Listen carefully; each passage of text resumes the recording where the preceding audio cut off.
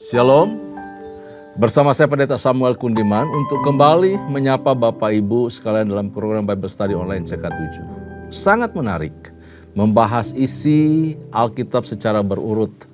Pasal demi pasal setiap hari membuat kita cukup memiliki gambaran tentang garis besar pekerjaan Allah dalam sejarah penebusan yang dikerjakannya dari awal di Kejadian pasal yang ketiga hingga ke atas Kalvari. Hari ini kita lanjutkan pembahasan kita dari Injil Yohanes dan hari ini kita masuk di pasal yang ketiga. Saudaraku, pasal yang ketiga dimulai dengan satu percakapan yang sangat menarik. Sebab menjadi kunci dan dasar keselamatan kekal bagi setiap orang, serta cara bagaimana orang itu memperoleh keselamatan kekal tersebut. Karena itu mari siapkan hati kita mau sembah Tuhan, kita minta hadirat Allah turun di tengah-tengah kita. Supaya kita membaca, kita mendengar, kita beroleh pengurapan Allah. Terima kasih. Tidak ada Kore tekenaya sana. Kami mengasihi, menaikkan syukur kepada Terima kasih. Terima kasih Tuhan. Allah yang percaya. Bapa yang baik, Haleluya. kami mengasihi-Mu Tuhan. Kami memuji kebesaran-Mu. Haleluya. Haleluya.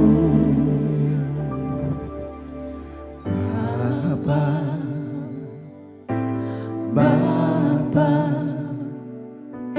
ku naikkan syukur padamu.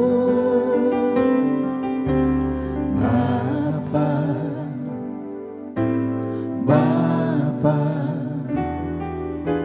ku sembah sujud kepadamu.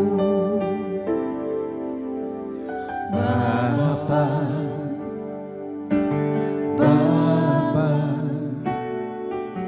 ku naikkan syukur padamu.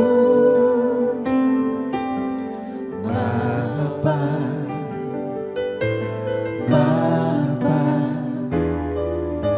ku sembah sujud kepadamu. Sungguh besar dan kudus nama-Mu, Bapa. Ku selalu puji nama-Mu.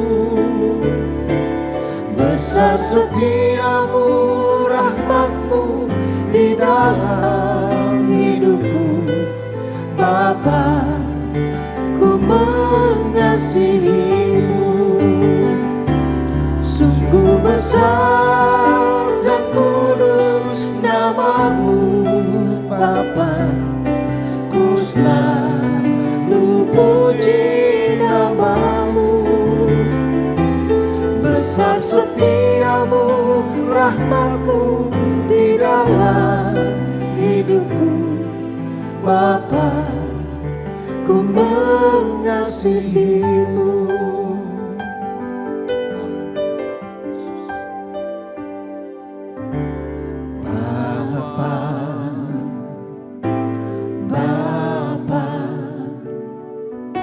Ku naikkan syukur padamu. Bapa,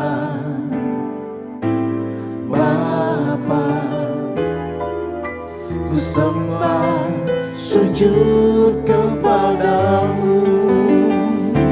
Sungguh besar dan kudus nama-Mu, Bapa. Ku selalu puji nama-Mu. Besar setia-Mu, rahmat-Mu di dalam hidupku, Bapa. Ku mengasihi-Mu. Sungguh besar dan kudus nama-Mu, Bapa. Ku selalu puji nama-Mu. besar setiamu, rahmatmu di dalam hidupku. Bapa, ku mengasihimu. Bapa, ku mengasihimu. Bapa, ku mengasihimu. Mengasihimu Tuhan, mengasihimu Yesus. Kami mencintaimu sepanjang hidup kami, segenap jiwa, segenap pikiranku. Kami mau terus memuji menyembahmu. Ya Rabba ya Rabba Rabbo, ya Rabba ya Rabba ya Rabbo, ya Rabba.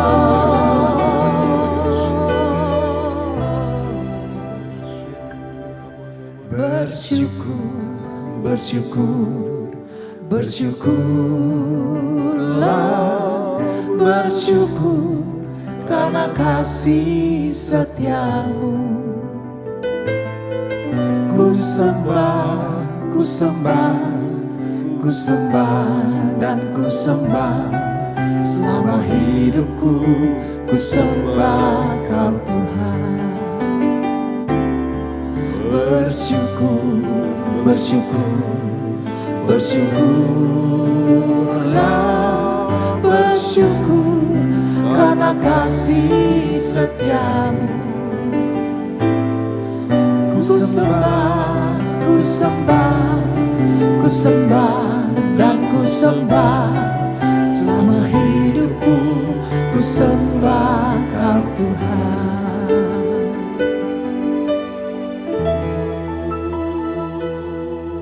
Kasih Allahku sungguh telah terbukti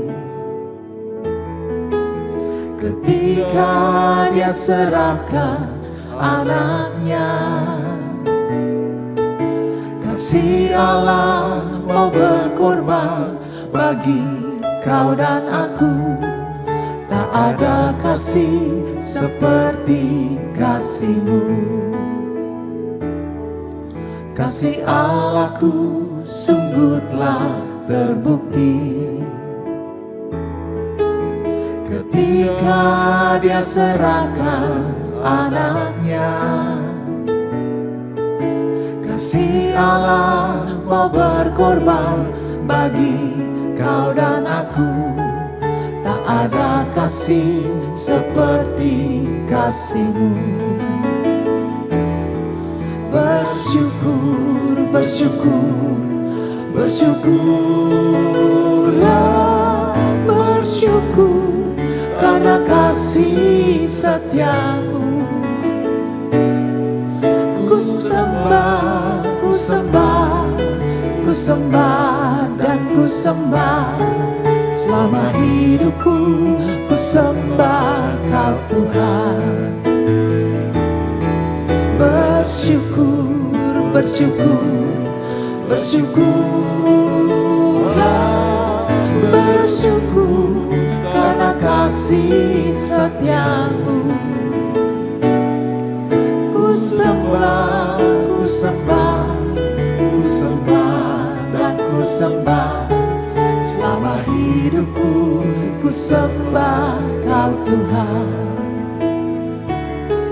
Selama hidupku ku sembah Kau Tuhan. Selama hidupku ku sembah Kau Tuhan. Terima kasih untuk setiap anugerah-Mu. Terima kasih untuk karya keselamatan bagi kami. Kami mengucap syukur, kami menyembah Engkau sebab Engkau layak. Terima hormat, pujian dan sembah kami dari umat-Mu ini. Terpuji nama-Mu ya Tuhan. Urapan-Mu turun atas kami ketika kami membaca, merenungkan kebenaran firman-Mu, dan Allah Roh Kudus mampukan kami untuk hidup di dalam firman. Tinggal di dalamnya menjadi pelaku-pelaku kebenaran. Terpuji nama-Mu. Dalam nama Yesus kami bersyukur, kami berdoa. Haleluya. Amin. Amin. Bapak Islam Tuhan, saya ajak kita langsung buka Alkitab kita di dalam Yohanes pasal yang ketiga. Kita akan baca dari ayat pertama sampai ayat yang ke-13 lebih dahulu. Ayat pertama sampai yang ke-13, demikian firman Tuhan, percakapan dengan Nikodemus. Adalah seorang Farisi yang bernama Nikodemus, seorang pemimpin agama Yahudi. Ia datang pada waktu malam kepada Yesus dan berkata, "Rabi, kami tahu bahwa engkau datang sebagai guru yang diutus Allah. Sebab tidak ada seorang pun yang dapat mengadakan tanda-tanda yang engkau adakan itu jika Allah tidak menyertainya." Yesus menjawab, katanya, "Aku berkata kepadamu, sesungguhnya jika seorang tidak dilahirkan kembali, ia tidak dapat melihat kerajaan Allah." Kata Nikodemus kepadanya, "Bagaimanakah mungkin seorang dilahirkan kalau ia sudah tua? Dapatkah ia masuk kembali ke dalam rahim ibunya dan dilahirkan lagi?" Jawab Yesus, "Aku berkata kepadamu, sesungguhnya jika seorang tidak dilahirkan dari air dan roh, ia tidak dapat masuk ke dalam kerajaan Allah. Apa yang dilahirkan dari daging adalah daging, dan apa yang dilahirkan dari roh adalah roh. Janganlah engkau heran, karena aku berkata kepadamu, kamu harus dilahirkan kembali. Angin bertiup kemana ia mau, dan engkau mendengar bunyinya, tetapi engkau tidak tahu dari mana ia datang atau kemana ia pergi. Demikianlah halnya dengan tiap-tiap orang yang lahir dari roh." Nikodemus menjawab, katanya, "Bagaimanakah mungkin hal itu terjadi?" Jawab Yesus, "Engkau adalah pengajar Israel, dan engkau tidak mengerti hal itu? Aku berkata kepadamu, sesungguhnya kami berkata-kata tentang apa yang kami ketahui, dan kami bersaksi tentang apa yang kami lihat, tetapi kamu tidak menerima kesaksian kami. Kamu tidak percaya waktu aku berkata-kata dengan kamu tentang hal-hal duniawi. Bagaimana kamu akan percaya kalau aku berkata-kata dengan kamu tentang hal-hal sorgawi? Tidak ada seorang pun yang telah naik ke sorga selain daripada Dia yang telah turun dari sorga, yaitu Anak Manusia."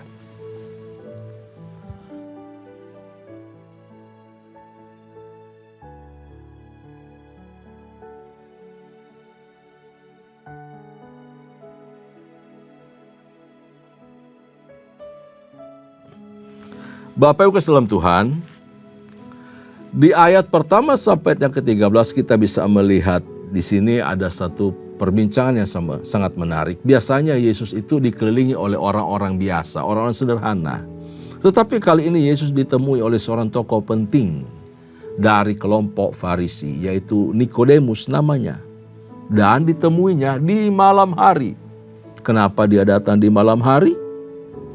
Bapak Ibu dalam Tuhan, ini yang menarik dan perlu kita ketahui. Ada beberapa hal yang menarik dalam diri Nikodemus yang mungkin tidak disingkapkan di sini ya. Tapi dari catatan sejarah mengenai siapa dia, Nikodemus adalah seorang kaya raya. Ketika Yesus mati, Nikodemus membawa campuran minyak mur dengan minyak gaharu. Kira-kira 50 kati beratnya. Satu kati itu kurang lebih 6 ons. Jadi 50 kati berarti kurang lebih 30 kilogram berat. Dan barang ini sangat berharga. Karena barang ini sangat berharga, sangat mahal, biasanya hanya dimiliki oleh orang kaya. Kedua, Nikodemus adalah seorang yang menjadi aset dari bangsa Yahudi, aset negara, aset bangsa. Kaum Farisi itu adalah orang-orang yang terbaik di seluruh negeri. Karena itu di seluruh bangsa Israel atau Yahudi pada masa itu tidak lebih dari 6.000 orang, ya, jumlah mereka. Dan mereka itu punya dedikasi yang sangat tinggi untuk mematuhi, menjaga hukum Taurat sepanjang hidup mereka. Biasanya mereka diambil sumpah dengan saksi 3 orang untuk dedikasi mereka terhadap hukum Taurat dan hukum-hukum lainnya yang berlaku di sipil Israel sehubungan dengan agama Yahudi. Yang ketiga, bahwa Nikodemus adalah seorang arkon, seorang penguasa Yahudi atau pemimpin Yahudi. Kenapa? Karena dia ada seorang Sanhedrin, anggota dari Sanhedrin, dewan pengadilan tertinggi dari kaum Yahudi, orang Israel. Jumlah mereka ada 70 orang anggota yang bertugas memeriksa siapapun yang dicurigai sebagai nabi palsu. Karena itu kemana Yesus pergi, nabi-nabi yang muncul itu diperhatikan sama mereka. Dinilai dari semua banyak unsur. Yang palsu yang mana, yang benar yang mana, seperti apa. Tapi mereka tidak bisa menemukan kesalahan di dalam diri Yesus. Setiap tanda, setiap apapun yang dilakukan oleh Yesus. Kecuali mereka selalu kaitkan dengan urusan sabat dan sabat. Padahal mereka sendiri adalah pelanggar sabat. Nah, seperti itu Bapak Saudara Tuhan. Dengan predikat yang sangat mengherankan, ya. Jika Nikodemus kemudian datang kepada Yesus. Jadi dengan predikat yang mentereng, yang keren seperti ini, kok bisa-bisanya dia datang kepada Yesus ya? Tuhan Yesus yang sangat sederhana, Tuhan Yesus yang bergaul dengan orang susah, orang miskin, Tuhan Yesus yang ngumpul dengan orang-orang biasa, Tuhan Yesus yang tidak punya tempat tinggal, Tuhan Yesus yang bergaul dengan orang-orang berdosa. Jadi coba bayangkan dengan predikat yang sementereng ini mau datang menemui Yesus. Kemudian hal yang keempat mengenai diri dari Nikodemus adalah ia berasal dari keluarga Yahudi yang terhormat yang memiliki hubungan baik dengan bangsa atau pemerintah Romawi. Keluarganya itu dikenal sebagai penghubung, perantara dari pemerintah Romawi. Itu catatan sejarah mengenai Nikodemus. Dengan predikat seperti ini, wow, suatu kerendahan hati yang luar biasa ya kalau dia bisa mau menemui Yesus. Apa yang bisa kita pelajari dari tindakan Nikodemus yang menemui Yesus di malam hari? Ini harus kita perhatikan Bapak Saudara Tuhan. Yang pertama, bahwa ia sebenarnya adalah seorang yang sangat rendah hati. Dia seorang yang rendah hati dan dia tunduk kepada Allah, menghormati Allah. Dapat dibuktikan di mana kalau dia menghormati Allah? Dia datang dengan predikat yang luar biasa ini. Dia cari Yesus dan berdialog dengan Yesus. Ia menyapa Yesus, Rabi, Guru. Dia sendiri guru besar loh. Guru orang Yahudi, pengajar di masyarakat Yahudi. Pengajar hukum-hukum, penjaga hukum Taurat. Kali ini dia datang kepada Yesus dan memanggil dia Rabi, Guru. Wow, keren. Ya. Kata Rabi atau kata guru disematkan kepada Yesus oleh seorang guru juga. Guru yang terdidik, seorang sarjana. Dibanding dengan Yesus yang bukan seorang sarjana. Walaupun catatan sejarah lainnya menunjukkan atau membuktikan kewajiban dari seorang Yahudi untuk ikut jenjang pendidikan. Dan Yesus mengikuti jenjang pendidikan dari dasar sampai menengah. Bapak Saudara Tuhan, poin kedua, apa yang bisa kita pelajari soal Nikodemus ini? Nikodemus menunjukkan kepada orang Yahudi bahwa dirinya saja butuh Yesus. Dirinya saja percaya kepada Yesus. Dan Yohanes Rasul itu membuka kisah ini, menuliskan namanya supaya diketahui oleh orang Yahudi. Bahwa ada orang Farisi yang percaya Yesus itu Mesias. Hal ini penting supaya mereka pun percaya kepada Yesus. Termasuk kita, sadar diri siapa kita, orang sehebat Nikodemus saja percaya Yesus. Orang pinter, aset bangsa, orang terkenal, dan kemudian kaya raya. Percaya Yesus dengan penuh kerendahan hati, dia datang menemui Yesus. Seorang guru datang kepada guru. yaitu Yesus. Bapak Ibu saudara Tuhan, yang ketiga bagi kita sekarang ini, kalau orang seperti Nikodemus ini yang tidak paham mengenai arti kelahiran kembali, arti lahir baru yang menjadi isi perbincangan mereka antara dia dengan Yesus.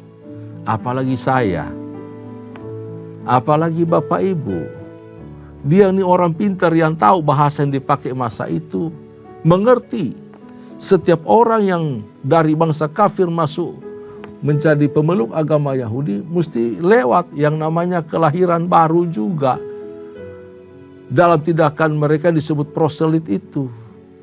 Dengan cara-cara yang baru dan metode yang luar biasa mereka terapkan. Jadi mengerti sebenarnya apa itu lahir baru dalam pemahaman mereka. Tetapi begitu Yesus berbicara, kamu juga sekalipun kamu pemimpin, kamu seorang Yahudi, kamu seorang guru Taurat, penjaga Taurat, kamu harus lahir baru. Dia kaget Bapak Ibu Tuhan. Hah? Tetapi dia tidak paham maksud lahir baru itu. Dia pikir, saya kan orang Yahudi, saya sudah tua nih. Masa aku harus lahir kembali masuk ke rahim ibu? Bagaimana bisa? Nah, salah paham, salah mengerti. Kalau kita juga tanpa dijelaskan, dimengerti, diberi pengertian baru oleh Roh Kudus, sulit kita memahami dan tidak mungkin kita mengerti. Jadi kalau sampai sekarang kita bisa mengerti, memahami arti lahir baru, disebabkan karena pekerjaan Roh Kudus dalam kehidupan kita. Membuat kita yakin percaya Yesus Kristus Tuhan dan Juru Selamat. Gitu. Jangan lupa loh, orang Yahudi itu, orang Farisi itu menekankan kesucian. Jadi kalau bicara kedisiplinan rohani, kesucian di dalam banyak hal, orang Farisi jagonya. Jadi kalau sampai membicarakan hal kelahiran baru, dia tidak mengerti, itu luar biasa. Ya, itu sulit sekali untuk masuk di akal pikiran kita. Seharusnya dia memahami. Tetapi yang Yesus maksudkan adalah percaya dan menerima Yesus sebagai Mesias. Nah, yang keempat, bahwa jabatan yang dimiliki oleh seseorang seringkali menjadi halangan bagi dia untuk datang kepada Yesus.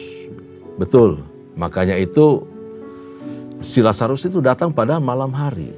Supaya apa? Tidak ada orang melihat dia. Tetapi para pengajar Yahudi mengatakan bahwa seseorang bisa datang untuk belajar, untuk berguru kepada seorang guru pada malam hari disebabkan karena malam hari dalam malam suasana saat yang paling tenang, sangat bagus untuk belajar. Jadi Nikodemus dalam hal ini memilih waktu malam untuk belajar dari Tuhan Yesus. Apa arti hidup kekal? Bagaimana memperolehnya? Untung Bapak Ibu Tuhan, dia masih merasa ada yang kurang di dalam hidupnya. Ada yang kurang di dalam dirinya. Sehingga kegelisahan itu mendorong dia untuk bercakap-cakap dengan Tuhan Yesus. Ia menemukan terang dalam kegelapan malam.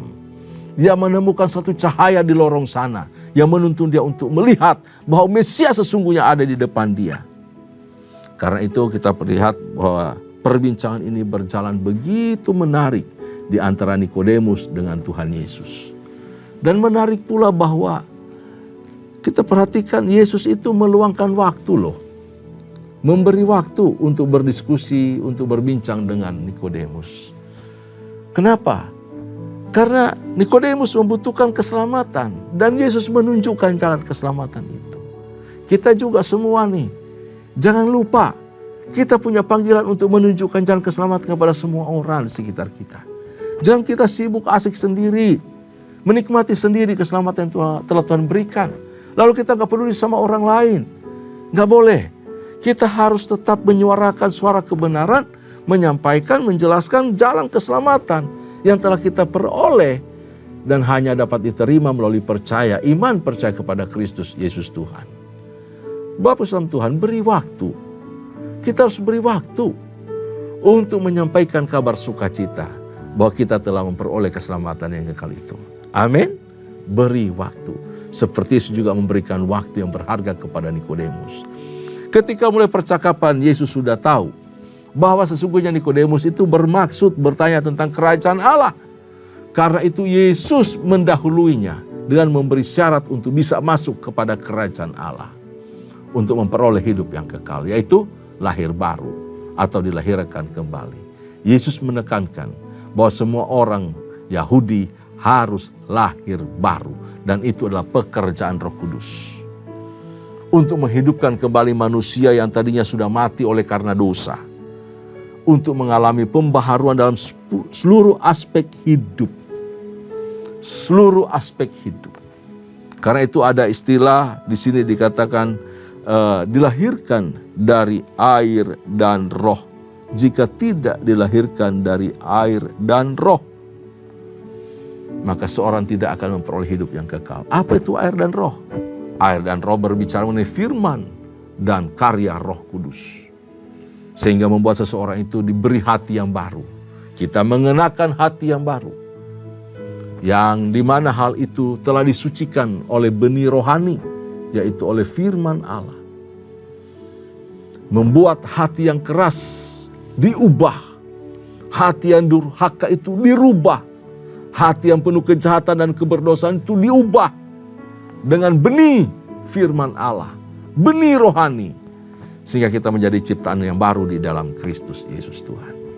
Ayat 14 dan 15 sampai 15 kita bacakan bagian ini. Dan sama seperti Musa meninggikan ular di padang gurun, demikian juga Anak Manusia harus ditinggikan, supaya setiap orang yang percaya kepadanya beroleh hidup yang kekal. Karena begitu besar kasih Allah akan dunia ini, sehingga Ia telah mengaruniakan Anak yang tunggal, supaya setiap orang yang percaya kepadanya tidak binasa, melainkan beroleh hidup yang kekal. Sebab Allah mengutus Anaknya ke dalam dunia, bukan untuk menghakimi dunia, melainkan untuk menyelamatkannya oleh Dia. Barang siapa percaya kepadanya, ia tidak akan dihukum. Barang siapa tidak percaya, ia telah berada di bawah hukuman, sebab ia tidak percaya dalam nama Anak Tunggal Allah. Dan inilah hukuman itu: terang telah datang ke dalam dunia, tetapi manusia lebih menyukai kegelapan daripada terang, sebab perbuatan-perbuatan mereka jahat. Sebab barang siapa berbuat jahat, membenci terang dan tidak datang kepada terang itu, supaya perbuatan-perbuatan yang jahat itu tidak nampak. Tetapi barang siapa melakukan yang benar, ia datang kepada terang, supaya menjadi nyata bahwa perbuatan-perbuatannya dilakukan dalam Allah. Nah, ayat 14 dan sampai 15 kemudian sudah dilanjutkan tadi, dibaca 16 sampai 21. Yohanes itu mengutip peristiwa di dalam Bilangan pasal 21 ayat 4 sampai 9. Ketika Israel berada di padang gurun, mereka mengeluh dan menyesal telah keluar dari Mesir. Kemudian Allah menghukum mereka. Apa hukuman yang diberikan oleh Allah? Allah mengirim ular-ular tedung untuk mematok mereka. Ular-ular tedung yang sangat mematikan. Bangsa itu bertobat dan kemudian memohon belas kasihan Tuhan supaya tidak mati binasa di padang gurun. Bapak Ibu saudara Tuhan, Rasul Yohanes mengutip peristiwa itu. Kemudian dikatakan bahwa Musa diperintahkan oleh Allah untuk membuat seekor ular buatan dari tembaga dan mengangkatnya tinggi-tinggi di perkemahan. Setiap mata yang memandang kepada ular itu, kepada ular buatan itu, ya, maka ia akan hidup, ia akan selamat. Selama Musa mengangkat ular tembaga itu, mereka percaya kepada Allah yang memerintahkan Musa untuk melakukan hal itu. Maka Allah sendirilah yang menyembuhkan mereka. Tapi pada zaman Hizkia di 2 Raja-Raja 18 ayat yang keempat, ternyata sudah menjadi kebiasaan bagi orang Yehuda di masa tersebut. Mereka menyembah, mempersembahkan kurban kepada Nehustan, yaitu ular tembaga itu. Dan ini menyakiti hati Tuhan. Tetapi di sini Rasul Yohanes mengatakan demikian, bahwa Anak Manusia harus ditinggikan, mengutip apa yang dilakukan oleh Musa di padang gurun tersebut. Artinya apa? Menunjuk kepada salib Kristus. Setiap orang yang memandang salib itu satu-satunya menjadi obat penawar bagi murka Allah terhadap dosa manusia. Salib Yesus adalah satu-satunya obat, bukan salah satu. Satu-satunya obat penawar bagi murka Allah terhadap dosa. Karena itu setiap orang harus percaya kepada Yesus dan karya salib yang telah menyelamatkan kita.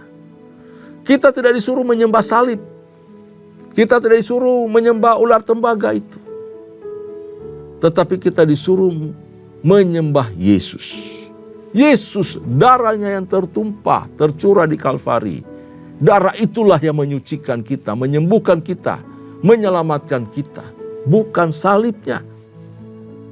Nah, di ayat 16-21 dikatakan bahwa Allah begitu mengasihi dunia ini.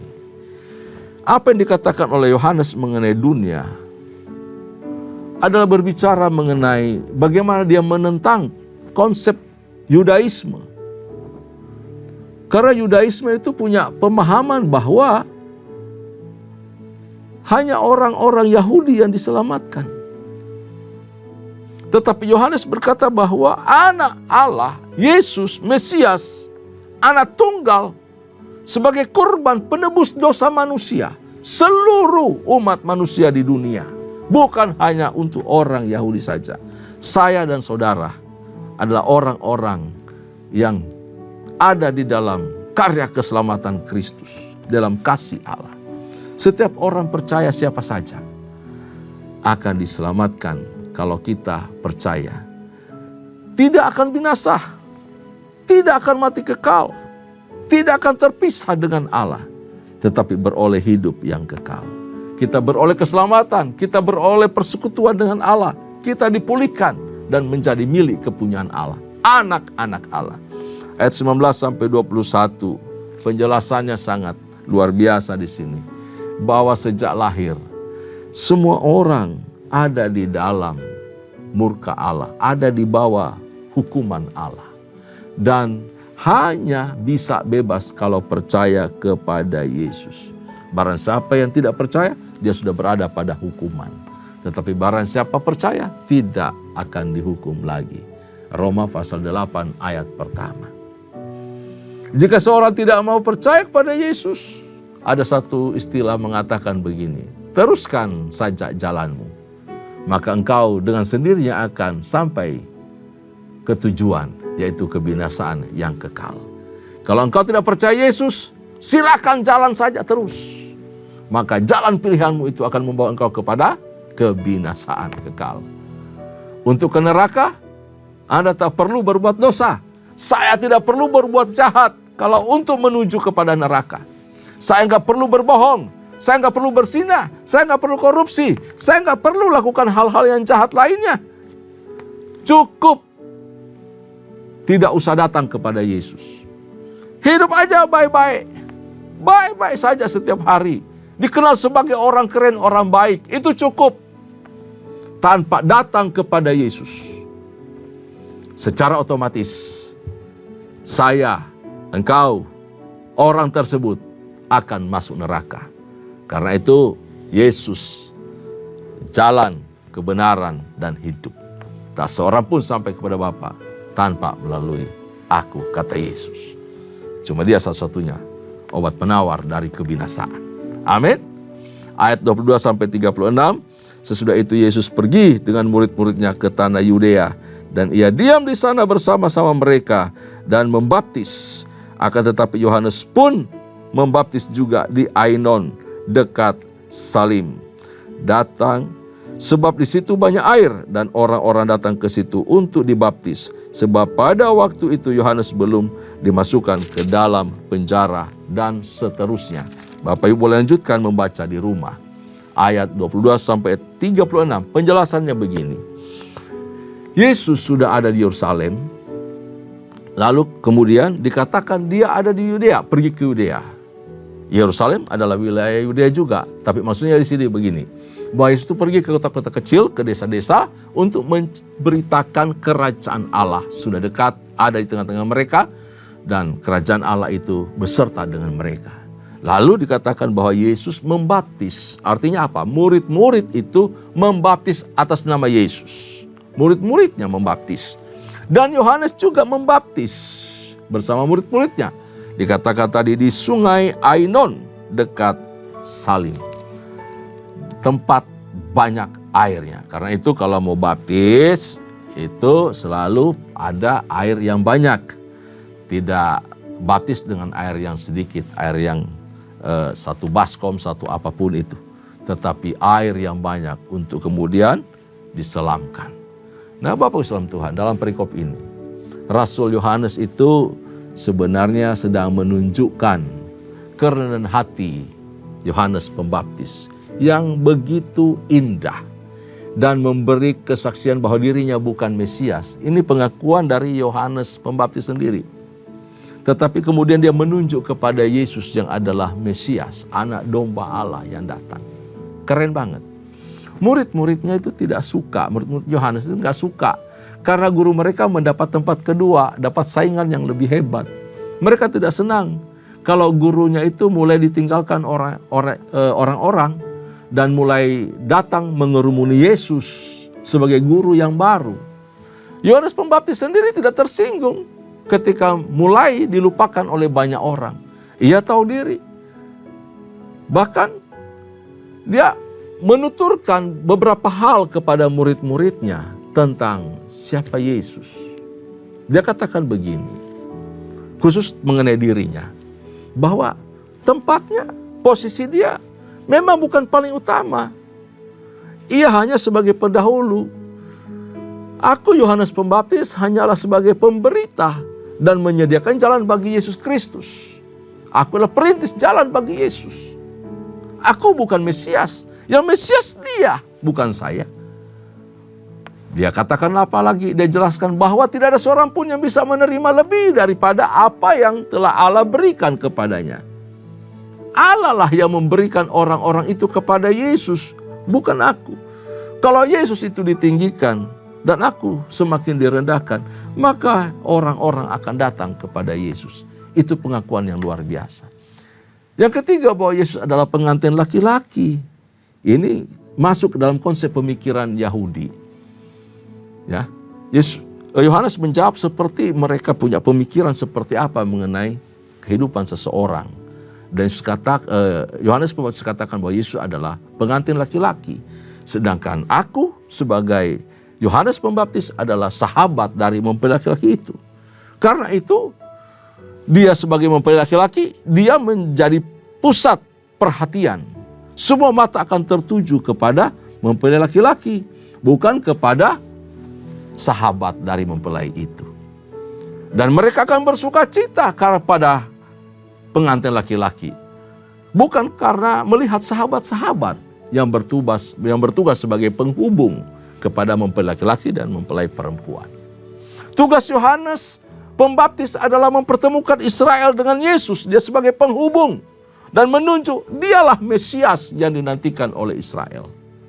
Dan yang keempat dari Yohanes Pembaptis ini, dia menyatakan bahwa Yesus itu datang dari surga untuk menyatakan Bapa, memperlihatkan siapa Bapa, memperkenalkan siapa Allah, siapa Bapa. Dan barang siapa menerima saya, menerima Yesus, akan beroleh hidup yang kekal. Karena dia datang dari Bapa, yang datang dari surga untuk menyatakan Bapa kepada kita.